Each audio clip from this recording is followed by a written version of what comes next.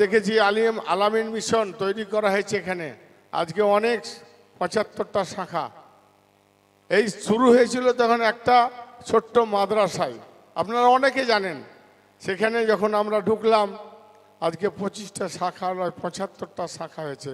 প্রথম শাখাটা আমি খুলিয়ে দিয়েছিলাম দিনাজপুরে, ওখান থেকে পশ্চিমবাংলার ফার্স্ট হয়েছিল, আপনারা জানেন। তো আমি এইরকম জেদাল ছেলে যেটা ধরি, আল্লাহর কাছে সাক্ষী রেখে সেটা সাকসেস হয়েছি এবং জীবনে সফল পেয়েছি, ব্যবসাতেও আর শিক্ষা জগতে। আমারও ভয়েস স্কুল আছে, আপনারা জানেন, আপনাদের এলাকার ছেলেরা পড়ে। যে ছেলে পড়বে ইনশাল্লাহ সে সারা পৃথিবী জয় করবে। এই পৃথিবী জয় করার জন্যে আমাদের এই আলিগড় ইউনিভার্সিটি আনা হয়েছিল, যে এই আলিগড়ে যে ছেলেরা পড়বে এই 3টা সাবজেক্ট নিয়ে পুরো ইউনিভার্সিটি হবে। পুরো ইউনিভার্সিটি হলে আমাদের ল কলেজ হবে, ইঞ্জিনিয়ারিং কলেজ হবে, মেডিকেল কলেজ হবে। এই ভাবনা নিয়ে পুরো প্রোগ্রাম ছিল, আমি এর সাথে আছি প্রথম থেকেই। তাহলে এটাও হচ্ছে না। তো যদি এখানে কাজ হয়, ফুড পার্কে কাজ হয়, তারপরে আছে আপনাদের গঙ্গা ভাঙন। জানেন ফারাক্কা থেকে নিয়ে লালগোলা অবধি যে গঙ্গা ভাঙন প্রতি বছর হাজার হাজার বিঘা জমি তলিয়ে যাচ্ছে। আমরা নিজেরা 3-4 বার গঙ্গার ভাঙনে এসে আমরা এখানে খিদিরপুরে বসেছি, জঙ্গিপুরে বসেছি। কেন এরকম হবে? গঙ্গা ভাঙন কেন প্রতিরোধ করা যাবে না? এই নিয়ে আমার প্রশ্ন জেগেছে। আমি আলোচনাও করেছিলাম, এর রেজাল্ট কেউ দিতে পারেনি, কেউ বলতে পারে না। কেন বলতে পারে না? তার জন্য আপনাদের কাছে আমি এই ঝুলি নিয়ে খাম নিয়ে এসেছি। যদি একবার সুযোগ দেন, সেই তার জবাব আপনাদের কাছে ইনশাল্লাহ পৌঁছে দিব। আমাদের তারাপুর হসপিটাল বিড়ির শ্রমিক এরিয়া জানেন, এই বিড়ি নিয়ে অনেক সমস্যা, অনেক মিটিং করেছি, জেলায় মিটিং করেছি, রাজ্যে মিটিং করেছি এবং সারা ভারতের মিটিং করেছি, অল ইন্ডিয়া। দেখেছি ওই একই সমস্যা, তার সমাধান নাই। ভালো একটা হসপিটাল আছে, এই হসপিটালটা আস্তে আস্তে জঙ্গল হয়ে পড়ে আছে, ডাক্তার থাকে না। এখানেও যদি একটা পুরো ভালো হসপিটাল হয়, তাহলে এখানকার সাধারণ মানুষদের, শ্রমিকদের যে হসপিটালটা করা হয়েছিল, তার জন্য অনেক সুবিধা পাওয়া যেত। এই ছোট ছোট জিনিসগুলো যদি আপনারা এই সুযোগে দেন, তাহলে ইনশাল্লাহ প্রত্যেক বাজেটে কি আসছে আমাদের জঙ্গিপুরবাসীর জন্যে, আমাদের লোকসভার জঙ্গিপুরের কেন্দ্রের জন্যে কি কি নিয়ে আসতে পারবো, এই উদ্দেশ্য নিয়ে আমার ব্যবসা ছেড়ে এই কাজে আসা। আপনি কেন এই কাজে যাচ্ছেন? অনেকে প্রশ্ন করেছেন। আমি বলেছি যে আমার ছেলে মেয়ে বড় হয়ে গেছে, আল্লাহ বলেছে সবুরে মেওয়া ফলে, আমার আর কর্ম না করলে চলবে। আল্লাহ যথেষ্ট যা দিয়েছে, আমার ছেলেরা নিজে পায়ে দাঁড়িয়ে গেছে, মেয়েরা দাঁড়িয়ে গেছে। আপনাদের কিছু সেবা করার সুযোগ যদি 5 বছর দেন, 17-18 বার অনেককে দিয়েছেন, এই সুযোগ যদি দিয়ে থাকেন, ইনশাল্লাহ খাম চিহ্নে যদি ছাপ দেন, 7 তারিখে 6 নম্বর বোটাম চিপেন খামে, ইনশাল্লাহ আপনাদের প্রতিটা জবাব প্রতি বছর পেপারের মাধ্যমে, টিভির মাধ্যমে এই রকম এসে বলে দিয়ে যাব। এই প্রতিশ্রুতি দিয়ে আমি আমার বক্তব্য শেষ করছি। আসসালামু আলাইকুম, খোদা হাফেজ, আল্লাহ হাফেজ। ইনকলাব জিন্দাবাদ, আইএসএফ জিন্দাবাদ, নওশাদ সিদ্দিকী সাহেব জিন্দাবাদ। আসসালামু আলাইকুম। অসংখ্য ধন্যবাদ ভাইজানকে। আপনাদের স্পষ্টভাবে বুঝিয়ে দিলেন যে প্রতি বছরের হিসাব আপনাদের সামনে স্পষ্ট থাকবে। আপনারা অবশ্যই আগামী 7 তারিখ অবশ্যই সকাল সকাল গিয়ে আমাদের খাম চিহ্নে ভোট দিবেন। এবারে আমাদের ভাইজান আপনাদের সামনে আলোচনা রাখবেন, অবশ্যই মনোযোগ দিয়ে শুনবেন এবং সেটাকে বাস্তবে রূপদান করবেন। আসুন ভাই। আমি অবশ্যই কয়েকটা কথা বলবো, দীর্ঘক্ষণ আপনারা অপেক্ষা করছেন। তবে আমি একটু অনুরোধ করব, ডান সাইডে যে ভাইরা দাঁড়িয়ে আছেন, বসার জায়গা আছে, একটু চলে আসুন, ভিতর দিয়ে চলে আসুন। বা একটু এগিয়ে আসুন ভাই, এসে বসুন, এখানে বসার জায়গা আছে। বা একটু চলে আসুন ভাই, এখানে বসার অনেকটা জায়গা আছে এদিকটায়। এদিকে না দাঁড়িয়ে থেকে ভাই আমার এদিকটা চলে আসুন, একটু বলতেও ভালো লাগবে, নাহলে একবার এদিকে তাকাতে হবে, একবার ওইদিকে তাকাতে হবে। এদিকটা চলে আসুন ভাই, একটু ভিতর দিয়ে চলে আসুন, এদিকটা যান, ভিতরে অনেকটা জায়গা আছে। ভাই যারা আছেন ভাইরা একটু এগিয়ে আসুন। ভলেন্টিয়ার ভাইরা যারা আছেন, ভাইদেরকে আসার একটু জায়গাটা দেখিয়ে দিন তো। আর একটু লাইটটা ওইদিকে দেওয়ার দরকার ছিল, ভাইদের মুখগুলো আমি দেখতে পাচ্ছি না। ভাই আপনাদেরকেও বলা হচ্ছে আসুন না, এদিকে জায়গা আছে, দাঁড়িয়ে থাকি কেন কষ্ট করছেন? বিরিয়ানির প্যাকেট আর 500 টাকা তো নিয়ে আসিনি আপনাদেরকে, আপনাদের মূল্যবান সময় নষ্ট করে এসেছেন, তাহলে একটু বসার জায়গা দিচ্ছি, অন্তত বসার জায়গায় বসুন।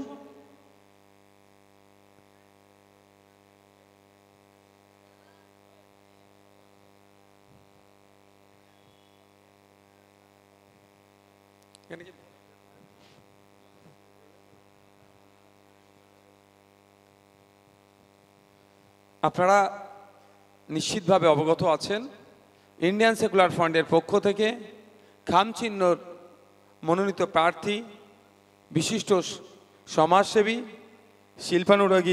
শিল্পানুরাগী জনাব শাহজাহান বিশ্বাস সাহেবকে আমরা এই জঙ্গিপুর থেকে মনোনীত করেছি, আমরা পার্লামেন্টে পাঠাতে চাইছি। কারণ আমরা ইতিপূর্বে 17 বার পার্লামেন্টে ভোট দিয়ে পাঠিয়েছি, কিন্তু দুঃখের বিষয় 17 বার আমাদের ভোট নিয়েছে। কখনো প্রণববাবু চেয়েছেন ভোট, যা বুঝিয়েছেন তাকে ভোট দিয়েছি আমরা। কখনো তার পুত্র অভিজিৎ বাবু ভোট চেয়েছে, যা বলে মিষ্টি মিষ্টি কথা বলে ভোট চেয়েছে, ভোট দিয়েছি। কখনো বামেদের পক্ষ থেকে ভোট চাওয়া হয়েছে, তাদেরকে দিয়েছি। বিভিন্ন রাজনৈতিক দলের পক্ষ থেকে ভোট চেয়েছে, আর আমরা তাদের কথাই বিশ্বাস করে ভোট দিয়েছে। 2019 সালে মমতা ব্যানার্জি, খলিলুর রহমান সাহেবরা এসে ভোট চাইলেন। তারা ভোট চাওয়ার অন্যতম মূল কথা ছিল আমাদেরকে ভোট দিন, সিএ আটকাতে হবে। বিজেপি সরকার যে বিভাজনের রাজনীতি করছে, ধর্মে ধর্মে বিভেদ লাগাতে চাইছে, বর্ণে বর্ণে বিভেদ লাগানোর জন্য যে বিলগুলো নিয়ে আসছে, তার মধ্যে অন্যতম একটা বিল হচ্ছে এই সিএএ। এটাকে আটকানোর জন্য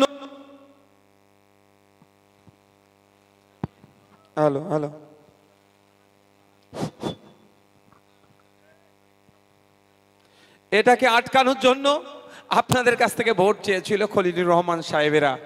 কিন্তু দুঃখের বিষয়, আপনারা ভরসা করলেন খলিলুর রহমান সাহেব আপনাদের মুখের দিকে তাকাবে, আপনাদের কণ্ঠ হয়ে পার্লামেন্টে গিয়ে এই বিড়ি শ্রমিকদের দুর্দশার কথা বলবে, এই জঙ্গিপুরের মানুষের, শ্রমজীবী মানুষের হসপিটাল যেটা তারাপুরে আছে, সেখান থেকে চিকিৎসা পরিষেবা পাওয়া যাচ্ছে না, সেখান থেকে যাতে চিকিৎসা পরিষেবা পাওয়া যায়, জঙ্গিপুরে একটা উন্নত মানের যাতে হসপিটাল হয়, এই জঙ্গিপুরে আলিগড় মুসলিম বিশ্ববিদ্যালয়ের যে ক্যাম্পাস আছে সেটা ফুল ফ্লেজে যাতে হয়।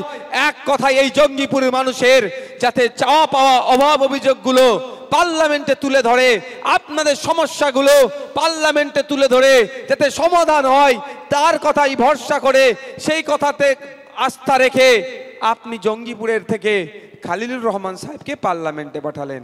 কিন্তু দুঃখের বিষয়, যখন সিএ নিয়ে ভোটাভুটি হচ্ছিল, বিজেপি সরকারের বিভাজনের ভোট যখন দিয়েছিল, সেই বিভাজনের বিল যখন এনেছিল, সেই সময় খলিলুর রহমান সাহেবকে খুঁজে পাওয়া যায়নি।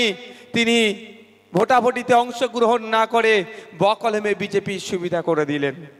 শুধু তাই নয়, এই জঙ্গিপুরের কৃষকদের স্বার্থে আমরা দেখেছি, এই কৃষকদের স্বার্থ ক্ষুণ্ণ করার জন্য পশ্চিমবাংলার কৃষকদের স্বার্থে আঘাত দিয়ে, দেশের কৃষকদের স্বার্থে আঘাত দিয়ে বিজেপি সরকার যে দানবীয় 3টে বিল নিয়ে এসেছিল, সেই সময় এই খলিলুর রহমান সাহেবদের এমপিরা, খলিলুর রহমান সাহেবরা পার্লামেন্টে থাকলেও কৃষকদের হয়ে কোনো সওয়াল করেনি।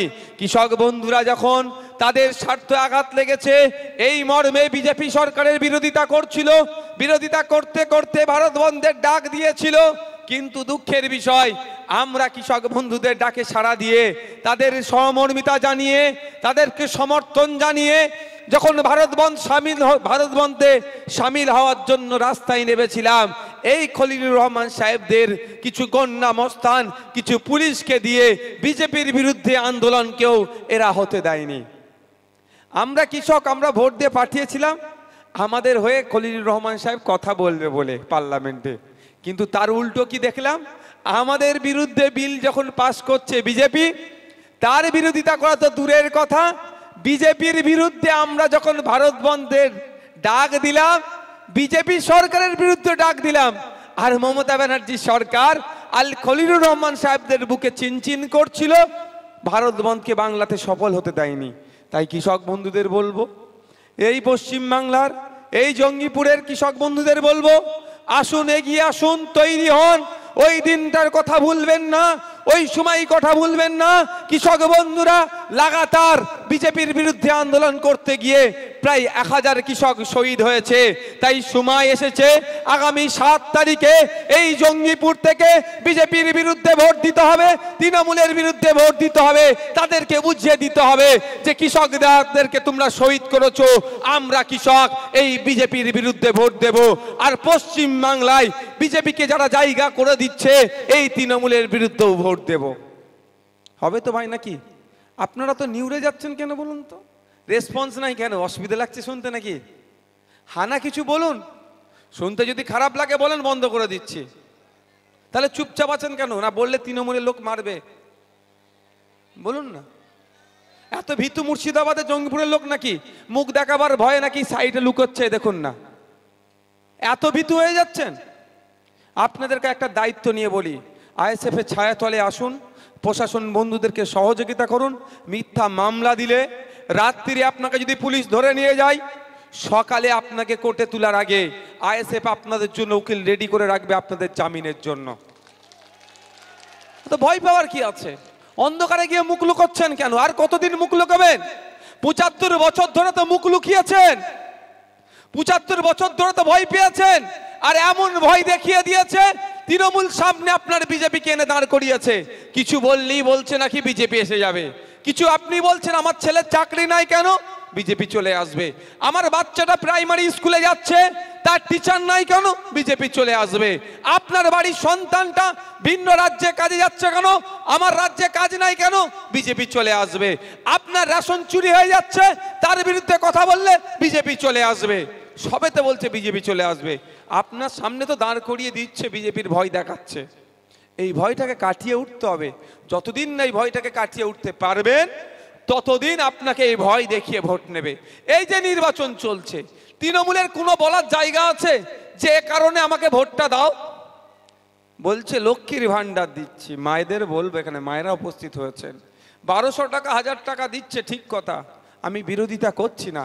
কিন্তু মা, আপনার সন্তান যেই প্রাইমারি স্কুলে পড়াশোনা করে, যেখান থেকে বুনিয়াদী শিক্ষা অর্জন করে, একটু খোঁজ নিয়ে দেখুন, ওটা লঙ্গরখানা ছাড়া আর কোনো দ্বিতীয় কিছু জায়গা রাখেনি। ওখানে শিক্ষক নাই। আপনার বাড়ির বাচ্চারা ক্লাস 3-তে পড়ে, 4-এ পড়ে।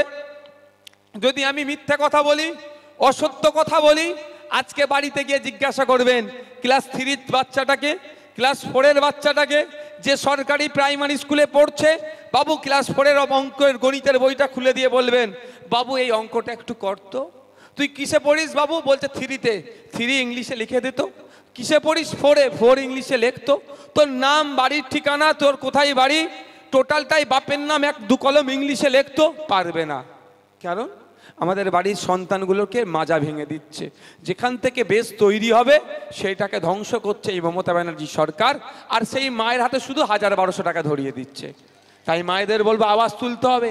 1000-1200 পরে হবে। আপনার সন্তান যেখানে গিয়ে পড়াশোনা করে, অর্থাৎ সেই প্রাইমারি স্কুল থেকে শুরু করে, আপার প্রাইমারি থেকে শুরু করে, হাই স্কুল থেকে শুরু করে, কলেজ থেকে শুরু করে ইউনিভার্সিটি পর্যন্ত পর্যাপ্ত পরিমাণে শিক্ষা প্রতিষ্ঠান গড়ে তুলতে হবে। শিক্ষা প্রতিষ্ঠানের সাথে সাথে ছাত্রর সাথে শিক্ষকের রেশিও মেনটেন করতে হবে এবং শিক্ষা সামগ্রী দিতে হবে। তারপরে 1000-1200 গল্প শোনাবে। মায়েরা আওয়াজ তুলতে হবে। না হলে আপনার হাতে 1000 টাকা 1200 টাকা মাসে ধরিয়ে দিচ্ছে আপনার স্বামী, আপনার সন্তান, আপনার বাড়ির পুরুষ সদস্যকে মাতাল বানানোর জন্য এই মমতা ব্যানার্জি সরকার, এই খলিলুর রহমানদের সরকারেরা 20 টাকার মদের পাউচ বাড়িতে বাড়িতে দুয়ারে দেওয়ার পরিকল্পনা করে দিচ্ছে। ভাবতে পেরেছেন মায়েরা? দিচ্ছে। আপনি তো খুব ভাবছেন আমাকে দিদি দিচ্ছে, মোটেও দিদির টাকা নয়, ওটা কালীঘাট থেকে দিচ্ছে না, আপনারই ট্যাক্সের টাকা আপনাকে ঘুরিয়ে দিচ্ছে। আমাদের বক্তব্য, 1000-1200 মাকে দিলে চলবে না, মায়ের হাতে কাজ দিতে হবে।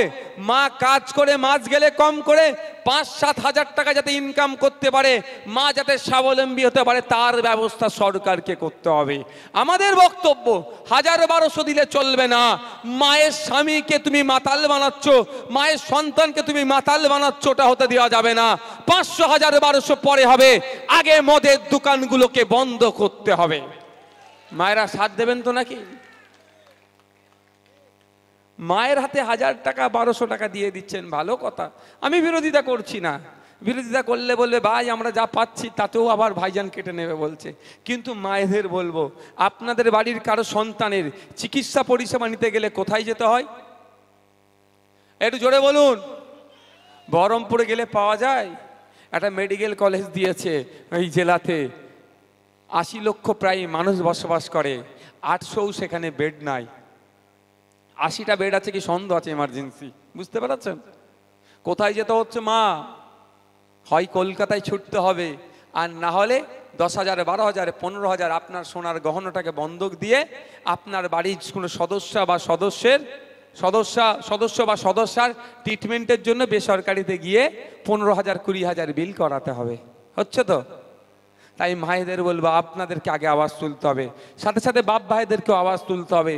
500,000 পরে হবে, আগে সরকারি স্বাস্থ্য কেন্দ্রতে ডক্টর দিতে হবে, ঔষধ দিতে হবে, মেডিসিন দিতে হবে, এর আওয়াজটা তুলতে হবে।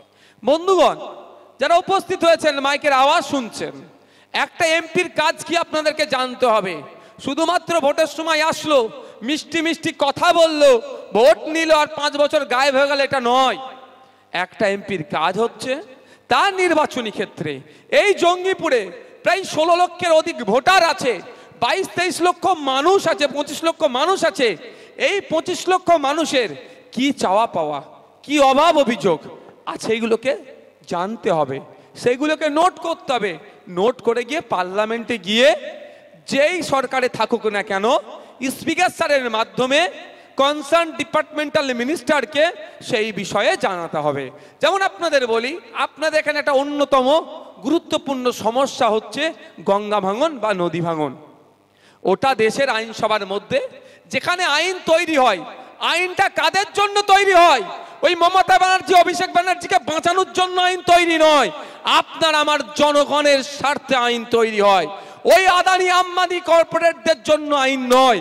আইনটা হচ্ছে আপনার আমার খেটে খাওয়া মানুষ, শ্রমজীবী মানুষ, কৃষক থেকে শুরু করে বিড়ি শ্রমিক থেকে শুরু করে আপনার এলাকার যিনি সবজি বিক্রেতা আছে, ভ্যান চালক আছে, চায়ের ঘুমটি আছে, তাদের জন্য আইনটা আগে তৈরি করতে হবে। যে আইন তৈরি হয় সেখানে গিয়ে চিৎকার করা, সেখানে গিয়ে বলা যে আমি জঙ্গিপুর লোকসভার এমপি, আমার লোকসভা কেন্দ্রে পানীয় জলের সমস্যা আছে, আর্সেনিক মুক্ত পানীয় জলের ব্যবস্থা করতে হবে। এই জঙ্গিপুরবাসীরা এখন আর্সেনিক যুক্ত পানীয় জল খাচ্ছে, ওখানে পানীয় জলের প্রকল্প নিয়ে আসতে হবে, যে পানিটা পান করবে যাতে বিশুদ্ধ পানি পান করে, এর আওয়াজ তুলতে হবে। কিন্তু দুঃখের বিষয়, বিগত দিনে এমপি ছিলেন, বিদায়ী এমপি, বর্তমান তৃণমূল কংগ্রেসের এমপি খালিলুর রহমান সাহেব জঙ্গিপুরের বাসীর হয়ে কথা বলেনি। আপনারা যদি চান আমাদের পক্ষ থেকে জনাব শাহজাহান বিশ্বাস সাহেবকে পাঠান, আপনাদের স্বাস্থ্য আন্দোলন করবে, সেখানে গিয়ে শিক্ষার কথা বলবে, স্বাস্থ্য কেন্দ্র গড়ে তোলার কথা বলবে। আলিগড় মুসলিম ইউনিভার্সিটির প্রায় 1000 বিঘে জমি থাকার পরেও এখানকার ছেলে মেয়েদেরকে ইউনিভার্সিটি ফুল ফ্লেজে না হওয়ার দরুন ভিন্ন জায়গায় গিয়ে পড়াশোনা করতে হচ্ছে, ভিন্ন জেলায় চলে যেতে হচ্ছে। যারা আর্থিকভাবে দুর্বল তারা কলকাতায় গিয়ে তাদের ছেলে মেয়েদেরকে পড়াতে পারছে না, মেধা থাকার পরেও তার ছেলেরা পড়তে না পেরে ভিন্ন রাজ্যে কাজে চলে যাচ্ছে। কিন্তু সূচনা লগ্ন থেকে, আলিগড় মুসলিম ইউনিভার্সিটির সূচনা লগ্ন থেকে শাহজাহান সাহেব আপনাদের সাথে ছিল। আপনারা এই মাসের 7 তারিখে খাম চিহ্নে ভোট দিয়ে ইভিএম মেশিনে 6 নম্বরে বোতাম টিপে ইনাকে পার্লামেন্টে পাঠালে আলিগড় মুসলিম ইউনিভার্সিটির হয়ে আওয়াজ তুলবে, যাতে আগামী দিনে আপনার সন্তানগুলো এখান থেকে পড়াশোনা করতে পারে। আপনারা যদি আমাদের শাহজাহান সাহেবকে ভোট দিয়ে পার্লামেন্টে পাঠান, তারাপুরে বিড়ি শ্রমিকদের জন্য যে হসপিটাল তৈরি করার কথা ছিল সেখানে জঙ্গল হয়ে পড়ে আছে, সেই জঙ্গলকে মুড়িয়ে, সেখানে জঙ্গলকে সাফ করে শ্রমিকদের জন্য স্বাস্থ্য পরিষেবার ব্যবস্থা কেন্দ্র সরকার করতে বাধ্য হবে। শাহজাহান সাহেব সেখানে গিয়ে আপনাদের জন্য বলিষ্ঠ কণ্ঠে আওয়াজ তুলবে। আপনাদের হয়ে কথা বলার জন্যই তো পার্লামেন্টে পাঠানো। এই ধরুন না 16 লক্ষের অধিক ভোটার আছে, সবাই যদি আপনাদের সমস্যার কথা পার্লামেন্টে গিয়ে বলেন, সবাই সম্ভব হবে দিল্লি গিয়ে বলা? এই সবাই সম্ভব হবে দাদা? তাহলে এর জন্য কি হয়, একজনকে পাঠাচ্ছি আমরা। বিভিন্ন রাজনৈতিক দল বলছে আমাকে দাও, আমি ভালো কথা বলবো। অধীর বাবু বলছেন আমাকে দাও, আমি বলবো। মোর্তজা সাহেবের হয়ে কথা বলছেন, আপনার মোহাম্মদ সেলিম সাহেব বলছে আমাদেরকে দাও, আমি বলবো। বিজেপি বলছে আমাদেরকে দাও, আমি বলবো। খলিলুর রহমান সাহেব বলছে আমাকে আবার চান্স দাও, আবার বলবো। কিন্তু দুঃখের বিষয়, আমরা কম বেশি সবাইকে একবার করে চান্স দিয়েছি, আমাদের কথা বলেনি। শুধু কি করেছে, নিজেরা সেটিং করে নিজেদের অস্তিত্ব টিকিয়ে রাখার চেষ্টা করেছে। আপনারা যদি আমাদেরকে সুযোগ দেন, এখানে দাঁড়িয়ে বলছি, আমরা ওই ওনার নামটা কি গো, এই বহরমপুরের এক নেতার নাম কি বলে, বিজেপিকে ভোট দেবে বলেছে? ও আচ্ছা, ওকে কি বলা যাবে? আমি তো নাকি ছোট বয়সী, তাহলে কি উনি বড় বিজেপি না ছোট বিজেপি? হ্যাঁ, ও তো ছোট জেপি নাড্ডা, তাহলে তো ছোট অমিত শাহ। ছোট মোদি নাকি বহরমপুরের অধীর বাবু? আমার তো মনে হয় ছোট মোদি। সেই জন্য এই আপনাদের এই জঙ্গিপুরের এক নির্বাচনী ক্ষেত্রে জনাব মোর্তজা সাহেবের হয়ে ভোট চাইতে এসে তিনি কি বলেছেন, হাত চিহ্নকে ভোট দেওয়ার থেকে দেখলাম তার বক্তব্য একটা কাটিং পেলাম, সেখানে বলছে বিজেপিকে ভোট দেওয়ার কথা বলেছেন। উনি তো ছোট মোদি, ছোট অমিত শাহ। 25 বছরের এমপি, লজ্জা করে না ওনার বলতে? এখনো মুর্শিদাবাদবাসী একটা কেন এমস পেল না? উন্নত মানের স্বাস্থ্য কেন্দ্র কেন পেল না? এখনো মুর্শিদাবাদের মানুষকে, এখনো বহরমপুরের মানুষকে, এখনো জঙ্গিপুরের মানুষকে ট্রিটমেন্ট করতে গেলে কলকাতায় যেতে হয় কেন? ছোট অমিত শাহকে জবাব দিতে হবে, হবে না ভাই? ছোট মোদি অধীর রঞ্জনকে জবাব দিতে হবে। পরশু দিনই তো মনে হয় দেখলাম উনি বলেছেন কি,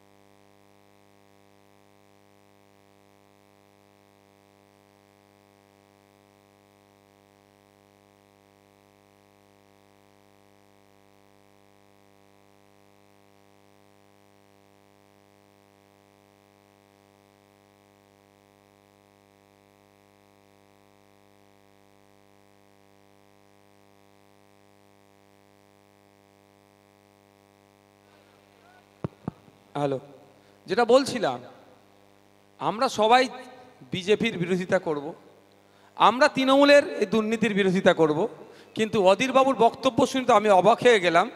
অধীরবাবু বক্তব্য দিতে দিতে বলছেন যে বিজেপিকে ভোট দেওয়ার হয়ে কথা বলছেন, তার মনের মধ্যে যেটা ছিল সেটা প্রকাশ করেছে। তো অধীরবাবু যার হয়ে ভোট চাইতে আসেছিলেন এখানে, মর্তুজা সাহেব কিন্তু সেই বক্তব্যকে এখনো ক্লারিফিকেশন করেনি।